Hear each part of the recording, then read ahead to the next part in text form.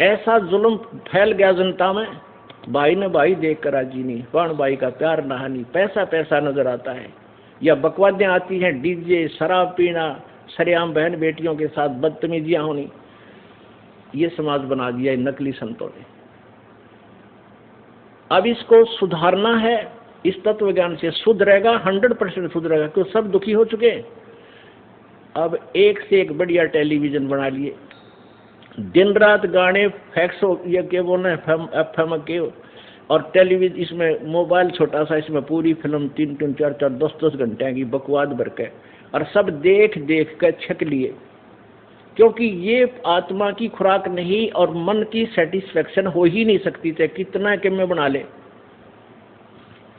आप एक गाना बढ़िया सा चलता है कोई फिल्म में, एक बार तो सब के मुंह पर वही होता है, और हफ्ते पीछे वो कहीं चले तो भी अच्छा ना लगता। तो इस प्रकार एक समय ऐसा आएगा, इन बकवाद सब छक लेंगे, और किसी का कैंसर, किसी का ब्रेन ट्यूमर, किसी के फेफड़े गल गए, किसी का अधर्म मारेगा, किसी को मेंटल हो जाएगा, टेंशन, तो ये सारे की ब्रेनमैटी होगी। जब ये भौतिकवाद के परेशान किए हुए फिर आध्यात्मिकवाद को ग्रहण करते हैं, फिर ये सीधे पूछड़ होंगे इनके, जब आएंगे भगवान भी बजेंगे, ब्रेनमैटी करवा लेंगे, तो फिर ये समाज सुधरेगा, इस ज्ञान को सुनेंगे। इस आध्यात्मिक, इस तत्व ज्ञान के बिना और कोई भी ज्ञान ऐसा नहीं जो पृथ्वी पर शांति पैदा कर सके या माया से मन हटा सके, और साथ में परमेश्वर पावर हमारे साथ होगी, तब ये मन टिकेगा। तो प्रसंग चल रहा था कि ये इन संतों पंथों के पास ना तो कोई वर्ड पावर है, ना इनका आध्यात्मिक ज्ञान श्रेष्ठ है, जिस कारण से समाज जो पुण्य आत्मा पहले अच्छी आत्मा थी वो भी गिरावट में आने लगी, क्योंकि उनको जो भगवान से मिलने वाला लाभ वो लेने गया था प्रभु से, वो मिला नहीं। फिर कोई तो मिलावट करने लग गया, कोई दूध में पानी गिर गया सेठ बनने लग गया, कोई और तरीके से, कोई रिश्वत लेकर, कोई कुछ करके, कोई कुछ करके, कोई 2 नंबर के धंधे करके सेठ बनना चाहता, कभी नहीं बन सकता। अब जो चोरी, ठगी या मिलावट, रिश्वत आदि डाके मार के जो धनी बनना चाहता है, वो परमात्मा के विधान से अपरिचित है। मासा घटे न तिल बधे, विध ना लिखे जो लेख, परमात्मा के द्वारा लिखा गया प्रारब्ध, उसमें कोई भी परिवर्तन नहीं कर सकता। ना श्री ब्रह्मा जी, ना श्री विष्णु जी, ना श्री शिव जी, ना परब्रह्म, ना परब्रह्म, केवल पूर्ण ब्रह्म कर सकता है। वो परम अक्षर ब्रह्म कर सकता है, जो कंप्लीट गॉड है, जो पूर्ण परमात्मा है। तो जब जो प्रारब्ध आपका लिख दिया उसमें कोई परिवर्तन नहीं हो सकता। कब तक? जब तक आप परम अक्षर ब्रह्म की भक्ति और परम संत से लेकर नहीं करोगे, गुरु बनाकर नहीं करोगे। और आए जिनका चारा मोतिया क्यों बतियावे। अब ये मोती कौन से हैं? राम नाम के मोती, सत्संग रूपी मोती, उन हंस आत्माओं को देते हैं जो इनका आहार होता है। पहला क्या करते, फिल्मी गाने सुने जाते। पुण्यात्माओं, एक फिल्मी गाना हिट होता था, उठे थे, सुनते थे, 5-4 में सुने पाते, वो मन उसको रिजेक्ट कर देता था, ना और चाहिए कोई नया। ये मन एक राजा है, ये 21 ब्रह्मांड का स्वामी है, ये काल है, ज्योति निरंजन का एजेंट है, ये उसका ही अन्य रूप समझो। और आत्मा का आहार जो है वो परमात्मा की चर्चा सुनना होता है, परमात्मा के गुणगान करना इसका स्वभाव होता है। तो जिसमें इसको ये मोती मिल जाते हैं आत्मा को, फिर ये मन की नहीं चलने देती। ये आत्मा फिर मन की का सहयोग नहीं देता। और पुण्यात्मा, हम आरती करते हैं सुबह, रामायणी करते हैं, अशुभ निकंद रामायणी आफ्टरनून, और संध्या आरती करते हैं, सुबह सुबह नित्यनेम करते हैं। और ये मंत्र जाप करते हैं तो जाप करने का आपको नाम दे रखे है, हम डेली करते हैं और प्रतिदिन इतना आनंद आता है, गदगद आत्मा होती है। अब उन नकली बनावटी वाणियों से, गानों से, चाहे भले ही वो कितने साजबाज के साथ वो बोले गए हैं, फिर भी वो आत्मा का आहार नहीं है।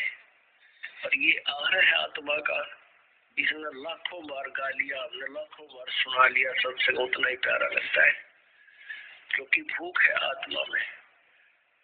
और जब तक यह भूख है तो हमारी भक्ति समस्त है, और यह भूख समाप्त हो जाती है, आनाकानी करने लग जाता है। फिर देखांगे सत्संग में, आज आरती नहीं करते, आज नित्य मंत्र नहीं करते, कोई ना मूड बन गया, तो ये अस्वस्थ हो चुके हैं आपकी आत्मा। उसका ट्रीटमेंट क्या है कि ना चाहते हुए भी मंत्र शुरू कर दे। शुरू में ये ना भी कहते ना कर दिया, पर अपना शरीर से लगा रहे, कुछ देर के बाद ये अपने आप सेट हो जाता है। क्योंकि आत्मा में कोई ऐसा फिर से दोष उत्पन्न हो रहा था, वो इसी ट्रीटमेंट से समाप्त होता है, मंत्र से ही समाप्त होता है। परमात्मा की वाणी पढ़ने लग जाए, उससे आनंद आता है, फिर नाम शुरू करने लग करके। तो इस प्रकार इसको हमने ये मोती खिलाने हैं अपनी प्यारी आत्मा को, हमने मोती खाने हैं। ये आत्मा भगवान के सत्संग रूपी वाणी के बिना ये भूखी थी। आत्माओं जो पहले सत्संग सुनना भी नहीं पसंद करते थे, राम नाम की चर्चा चलती थी तो उठ के चालन जी कराया करता था।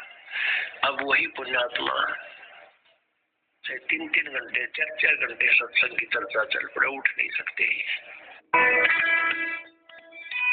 और विकार लगा रखे काल भगवान ने, काम यानी विषय वासनाएं, क्रोध, मोह, लोभ, अहंकार, ये जीव के बस का नहीं कि इनको त्याग सके। बीड़ी, शराब, मांस, तम्बाकू, चोरी, ठगी हम त्याग सकते हैं।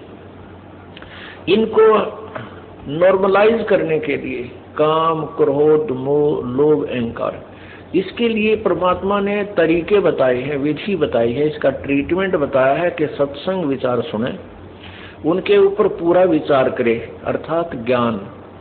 दूसरा भक्ति भगवान की, तीसरा दान। तो इससे क्या होता है, हमारे अंदर जो विकार हैं वो नॉर्मल होते चले जाते हैं, क्रोध भी कम हो जाता है, थोड़ा बहुत होता है तो वो सीमित सा रह जाता है, और पहले ज्यादा हो जाता था। भक्ति करने से इसमें इतना अंतर आता चला जाता है, और धीरे धीरे ये बिल्कुल जरा सा रह जाएगा, थोड़ी सी फूफा रह जाएगी। अब मन को ज्ञान रूपी रस्से से बांध दिया जाता है, ज्ञान रूपी तत्व ज्ञान रूपी रस्से से मन को बांध दिया जाता है। जैसे कोई शरारती पशु है, बैल है, भैंस है, गाय है, उसको टाइट बांध दिया जाता है रस्से से,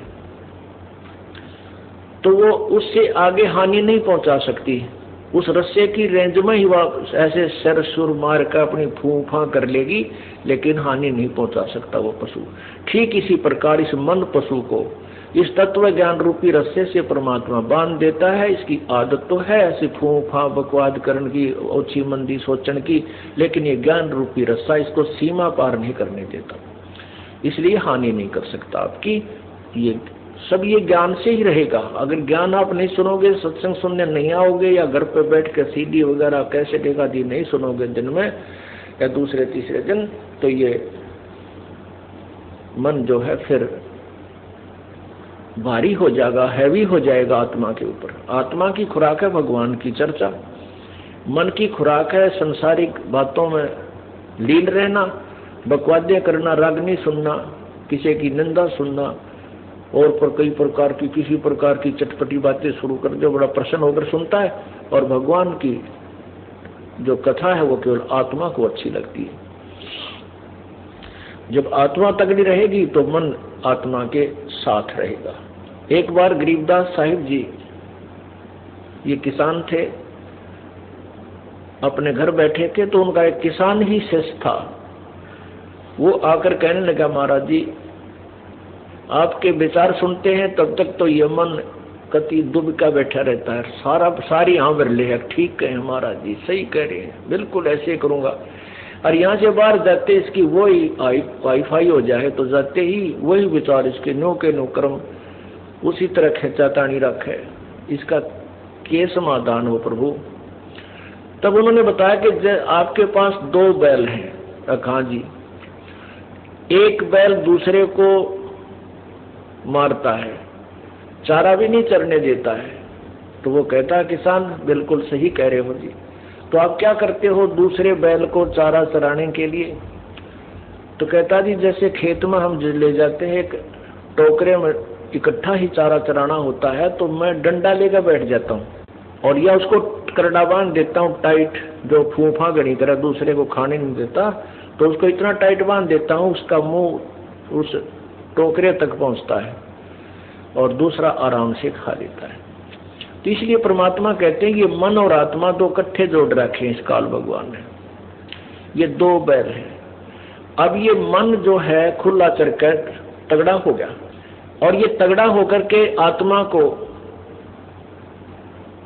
डराता रहता है और आत्मा इससे दुबकी बैठी है। अब तो आत्मा की खुराक बढ़ा दे। जैसे समझदार हाली क्या करता है कि जो दूसरे पशु को एक बैल तंग करता है तो उसकी खुराक कम कर देता है, उसकी बढ़ा देता है, तो वो तगड़ा हो जाता है। उस शरीफ ने तो मारना ही नहीं उसको, शरीफ बैल है वो नहीं मारता कभी दूसरे को। वो तगड़ा जब हो जाता है तो वो दूसरा कमजोर हो जाता है, तो उसकी आप ही मचना पड़ती है उस तगड़े की तरफ सींग सांग पहनाने की।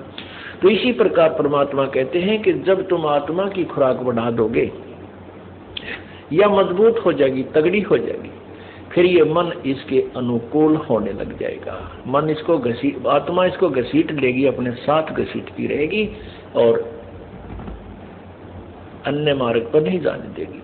अभी ये आत्मा को घसीट ले जाता है, अपनी मर्जी चलाता है। इसलिए पुण्यात्माओं सत्संग में आने से ज्ञान होता है अपने को कि हमने क्या करना चाहिए।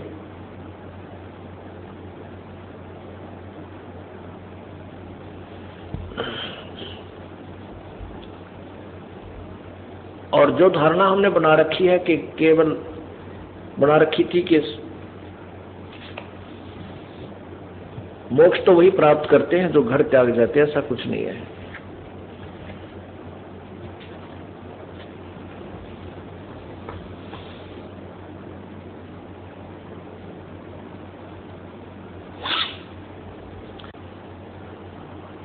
परमात्मा गरीबदास साहिब जी हमें क्या बताना चाहते हैं?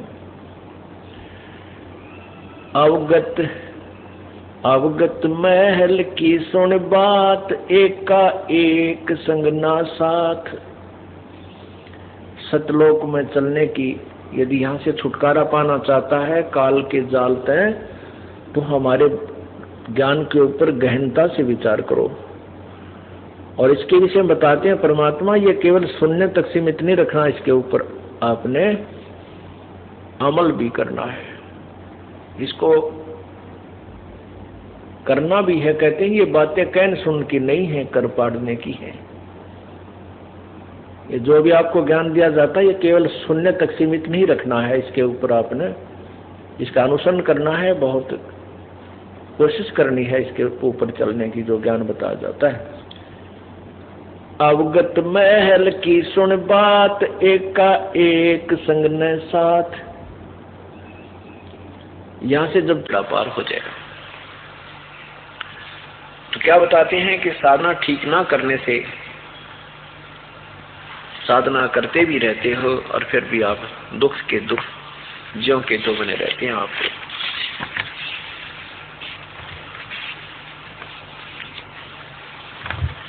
इस मन के साथ आत्मा का संयोग कर रखा है। जैसे गाय और गधे को एक रस्से से बांध कर छोड़ दे तो दोनों के विचार नहीं मिलते, उनका आहार नहीं मिलता। इस प्रकार आत्मा को गाय समझो, मन को गधा। आत्मा की जो खुराक है परमात्मा की भक्ति, शुभ कर्म, विनम्र भाव से बोलना, शिष्टाचार में रहना और मन की आदत है बकवाद करना, गाल में लोटना, गंदे कूड़े करकट खाना। तो इस मन की आदत है सांग सिनेमा देखना, गुटी लाना, शराब पीना, ये सिगरेट पीना, ताश खेलना, गप्पे मारना, अच्छी बुंडी कथा सुनना, गोपौड़ पेलना। ये मन की खुराक है। और आत्मा की खुराक है सत्संग में आना, परमात्मा के गुण गाना, सदग्रंथों को पढ़ना, प्यार से बोलना, किसी के प्रति द्वेष ना रखना। इस तरह के गुण आत्मा के। तो काल और मन चाहता है बकवादी साधनाएं भी करता रहूं, करते रहे और बकवाद भी साथ करता रहूं, लेकिन भगवान की भक्ति बकवादों से नहीं हो सकती। कई भक्त, क्योंकि रंग बहुत पुराना हो गया विकारों का, बीड़ी हुक्का तो बहुत पुराना हो गया, शराब भी, मदमाश के भी समावेश मांस का भी बहुत हो गया पुण्यात्माओं में। अब धीरे धीरे इनको निर्मल करना पड़ेगा। उसके लिए सत्संग सुनना, कुछ समय निकालना अवश्य पड़ेगा। इस परमात्मा के धोबी घाट पर आना पड़ेगा और यहीं पर ही सत्संग रूपी चोट मार कर उल्टा सुल्टा पटक कर, जैसे धोबी पहला कपड़े ने न्यू पटक पटक कर धोया करते, तो ये सत्संग रूपी चोट मार कर और ये मैल निकाला जाएगा। इसके अतिरिक्त कोई स्थान नहीं, बाकी तो मैला मैला करण के हैं। यही मैल छूटेगा। यहाँ हम आ नहीं पाते तो मैल नहीं छूटेगा, कपड़ा ज्यादा मैला होता जा रहा है। तो पहली बार कोई पुण्यात्मा सत्संग में आते हैं तो सत्संग भले ही उसको अच्छा ना लगे, क्यों नहीं लगता? तुलसी पिछले पाप तैं, तुलसी पिछले पाप से हरि चर्चा ना भावे, जैसे जवर के वेग तैं भाई भूख विदा हो जावे। जो प्रथम बार सत्संग सुनते हैं, प्रभु की कथा सुनते हैं, उनको अच्छी नहीं लगे क्योंकि उन्होंने अंतराग्नि सुन रखी, फिल्मी गाने सुन रखे और फिर वो नाना प्रकार की दत्त कथाओं भगवान के विषय में सुन रखी हैं, तो ये तत्व ज्ञान एक बार कड़वा कड़वा लगेगा। लेकिन किनको लगता है? तुलसी पिछले पाप से, जैसे किसी को बुखार हो जाता है, उस बुखार की वजह से उस व्यक्ति को रोटी भी कड़वी लगे, दूध भी कड़वा लगे, चीनी गे का पी ले तो भी, मिश्री का डाला हुआ भी कड़वा लगे, मनुखा दाख काजू भी कड़वे लगे, सेब संतरे भी कड़वे लगे। वो खाद्य पदार्थ कड़वे नहीं है। कड़वा तो उसके बुखार ने उस शरीर की व्यवस्था कड़वी बना दी, जिस कारण से उसने मीठी चीज भी कड़वी लग रही है। ठीक इसी प्रकार जिसके ऊपर पाप कर्मों का दबाव ज्यादा होता है, वो बुखार होता है, वो टेम्परेचर बना होता है, जिस कारण से उसको ये राम नाम की मनुखर दाख भी कड़वी लगती है। उसका तरीका क्या है? उसका जो है ना, इस बुखार को उतारने की विधि क्या है? विधि यही है, जैसे बीमार आदमी कड़वे कड़वे कैप्सूल, कुनीन की गोलियां धक्के दिखाया करे, ना मन माने तो भी मार कर गला पानी के साथ जो है ना फांका मार कर पीना ही पड़ता है, ग्रहण करनी पड़ती है। फिर वो क्रिया अंदर जाके अपनी क्रिया करती है, दवाई धीरे धीरे बुखार को नरम करती है और फिर जितना भी बुखार कम हो जाएगा, आधी रोटी, एक रोटी, खिचड़ी आधी ये व्यक्ति खाने लग जाता है। और फिर कुछ दिनों में ऐसी भूख लगती है, 4-4, 5-5 रोटी सूखी खा जाता है, चाहे चटनी भी ना हो, चाहे उसको सब्जी भी ना मिले। और पहले घर वाले बीमार आदमी ने बढ़िया भोजन बना के दिया करे, एक ग्रास नहीं खा सकता क्योंकि तब तक वो बुरा बुखार से ग्रस्त था। इसी प्रकार पाप कर्मों के बुखार से जो प्राणी ग्रस्त है, वो प्रथम बार सत्संग सुनते हैं, अच्छा सा नहीं लगता, ना लगन दे, ये तक कैप्सूल कैसी घुटी अपना फांका मारना ही पड़ेगा। और फिर देखना 1-6 महीनों के बाद, हे भगवान, आप 100 किलोमीटर जाकर या भूख लगेगी आपको राम नाम की सत्संग सुनने की, महिमा सुनने की, 100 किलोमीटर जाके आप या भूख मिटाया करोगे। इस सत्संग को सुनने के लिए डटे नहीं डरोगे। इसी का परिणाम है। 3 दिन पहले यहाँ पर तीर्थीय नाम के लिए प्रार्थना की थी और ये आश्रम बन गया था। अच्छा 2 दिन पास फिर आ ली उमड़ के पुण्यात्माएं, ये भूख लग रही है, इनका बुखार उतर चुका है, वो पाप कर्म के खत्म हो चुके हैं जो परमात्मा से दूर रखते थे। और परवाला में था 10 दिन पहले सत्संग, वहां भी पूरी भीड़ परमात्मा की उमड़ गई थी। तो इसे सिद्ध हो गया है कि आपको भूख लगने लगी है, आप बीमार नहीं रहे, पापग्रस्त नहीं रहे, आप परमात्मा की कृपा से स्वस्थ होते जा रहे हो। हम साधना गलत करते हैं और ये मन करवाता है। अब इसको कह दे किसी भाई बहन को कि हमारा सेवक कहता है कि सत्संग में चलोगे, सत्समागम है वहां पे, वहां सारी चीज फ्री है, खाना भी, पीना भी, बिस्तर भी, कोई पैसा नहीं लगता, एक बार चलो, आप किराया भी हम दे देंगे, आप चलो। तो कहता फिर देखूंगा, टाइम को नहीं पे। और कोई थोड़ा सा जिक्र करे, वह रागनी कंपटीशन होने लग रहा है उस पार्क में, वो कोई 2 बतला रहे होंगे, तीसरा चलता भी सुनेगा, नो कहेगा कहाँ से हो रहा है मुझे और बताना, और फिर 20 आगे बता देगा वहां कंपटीशन में, मैं भी चालूंगा।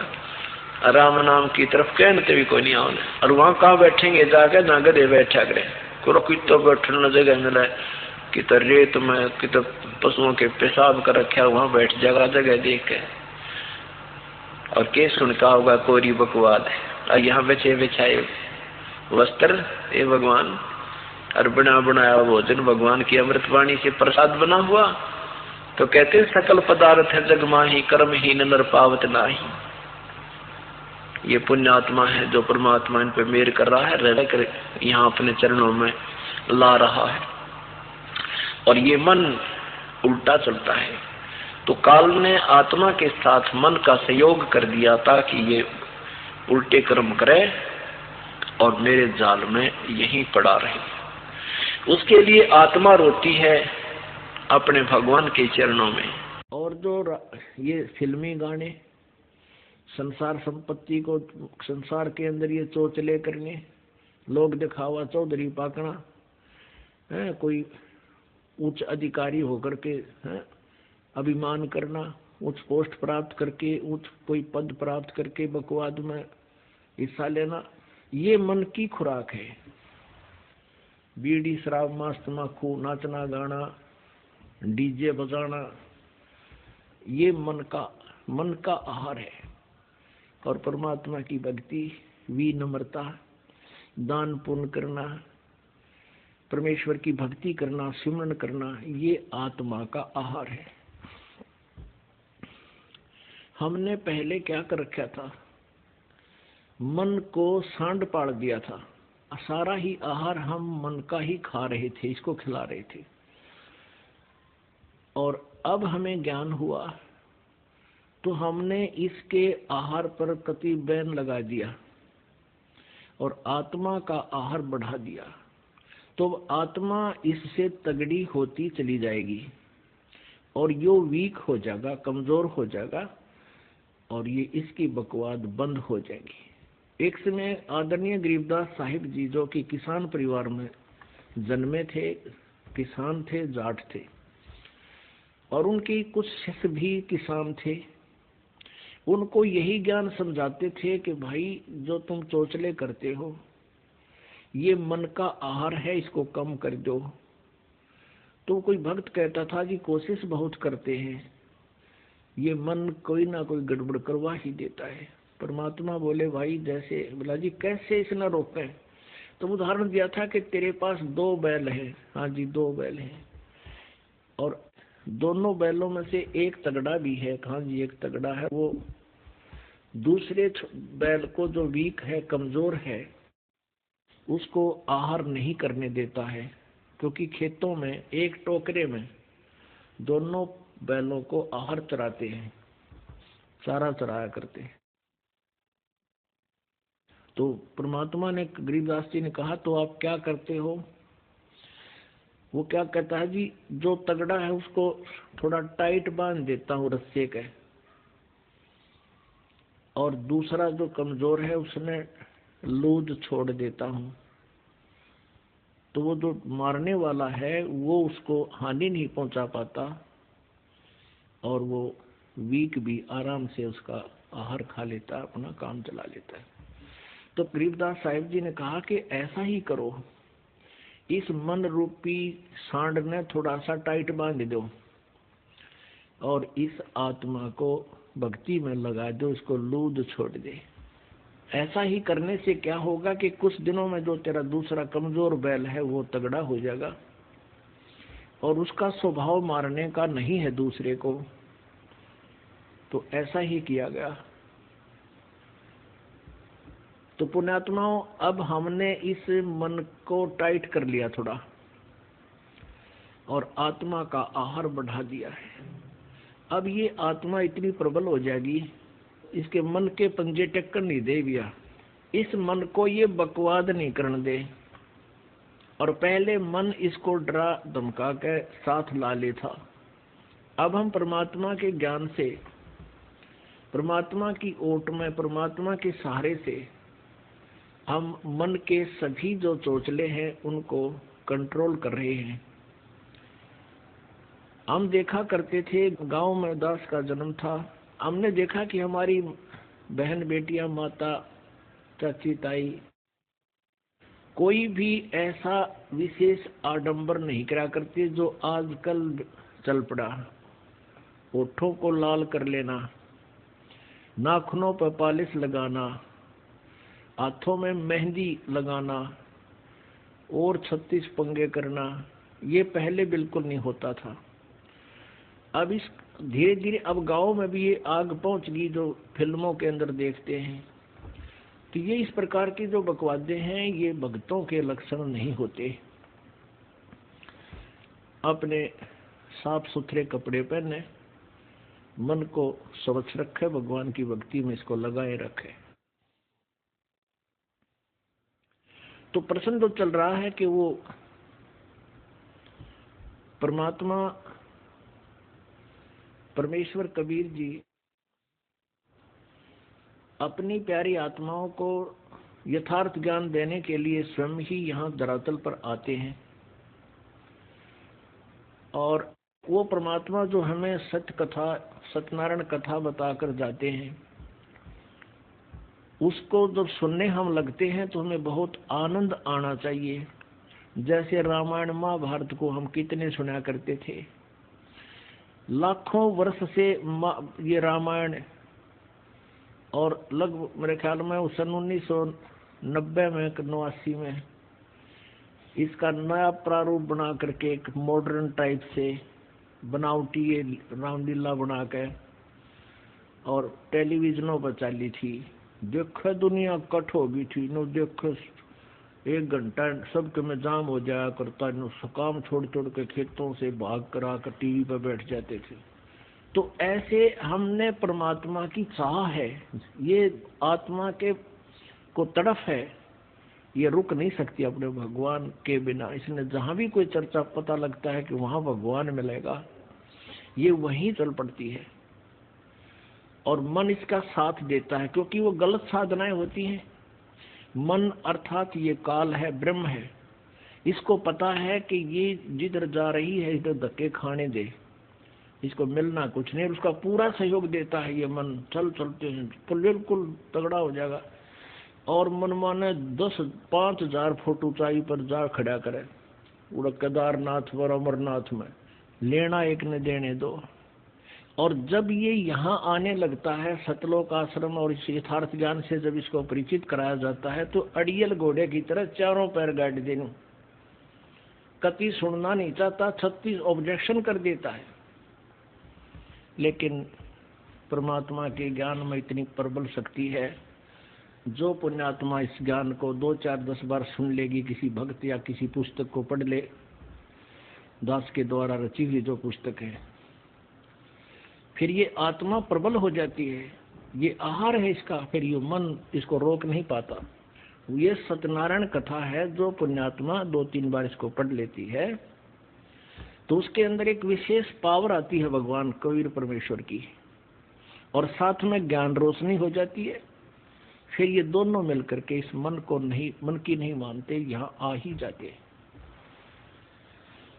तो पुण्यात्मा इस परमेश्वर की यथार्थ यानी सत्यनारायण कथा को लाखों बार सुनोगे तो भी इंटरेस्ट आना चाहिए। सुबह सुनी है, शाम को भी वही चर्चा है, तो आनंदित होना चाहिए। जैसे एक नाम दास आपको देता है, आपको मंत्र जपने के लिए एक मंत्र दिया जाता है, नाम सिमरण करने का, और वो चाहे 1,00,000 बार जाप कर ले उतना ही अच्छा लगता है। ये 2 मंत्र हैं, श्वास उश्वास के ये, और इनको जितना भी जाप करोगे उतना ही आनंद आता है। तो ये आत्मा के स्वस्थ होने की पहचान है। चंद्रमणि देखाए करिए मनवा भया डाल दे, ऊपर ऊपर तो हंस बना मध्य कौआ काग दे। ऊपर तो संत बने खड़े तुम, अंदर सारे विकार हैं। ऊपर तो हंस वाना, हंस वाने, और अंदर से कहते तो बुबला और कौवे जैसे लक्षण थे। हंस एक पक्षी होता है, बुबले जैसा होता है, सफेद, और वो एक तालाब पर होता है। उसकी पहचान होती है कि वो मच्छी नहीं खाता, जीव हिंसा नहीं करता, मोती मोती खाता है, और दूध में जल डालकर उसके सामने रख दे तो दूध ग्रहण कर लेता है, पानी छोड़ देता है। ऐसी कुदरत ने उसको एक शक्ति प्रदान कर रखी है, एक गुण दिया है। ऐसे ही भगत के लिए लिखा है कि तुम कहो तो हंस, हंस वो होता है, साधक वो है जो हंस वर्ती में हो, बुराई नहीं करे, किसी की रिश्वत नहीं ले, किसी दुखी नहीं करे, बीड़ी शराब मांस तम्बाकू नहीं ग्रहण करे, यानी अच्छे विचार कोई देता है ग्रहण कर लेता है, बुराई को छोड़ देता है, उसको हंस कहते। ऊपर से तुम हंस दिखते हो, साधु दिखते हो, अंदर तुम्हारे अंदर सारे अवगुण भरे पड़े हैं, तुम संत नहीं हो। चंद्रमणि देखाए करिए मनवा भया दागवे, ऊपर ऊपर तो हंस बाना मध्य कौआ कागवे। गुदरी लगाई अदब चिंदी अरन दरन बिरंग दे, ठहरे बनखंड भेड़िया जो नहीं सतगुर संग वे। इनको कोई संत का संग नहीं मिला, इसलिए तुम ये नाना प्रकार के पंथ बना करके नाना प्रकार की साधनाएं कर रहे हो, तुम्हें संत सतगुरु। हंस दशा तो साध है और सरोवर है सत्संगे, मुक्ता हलवाणी चुग ये चढ़त नवेला रंगे। अब उन हंसों के लिए ये सत्संग रूपी सरोवर है, और ये साधु आत्मा, साधु आत्मा ये है हंस। हंस दशा तो साध है और सरोवर है सत्संग, और यहाँ ये परमात्मा की अमृतवाणी रूपी मोती खा रहे हैं, और फिर चढ़े नवेला रंग, दूना अच्छा भाव बनता चला जाएगा। जो सत्संग में आए जाएंगे डटे रहेंगे।